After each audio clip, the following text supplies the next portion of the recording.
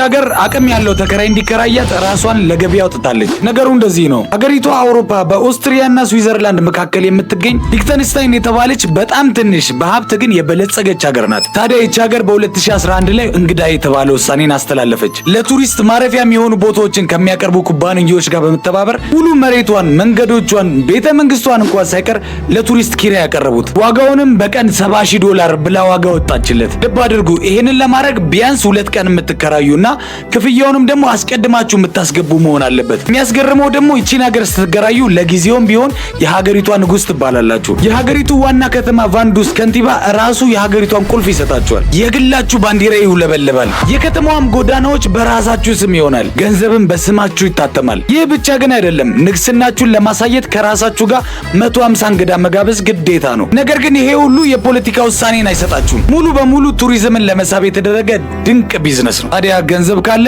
የሚከራይም ሀገር አለ።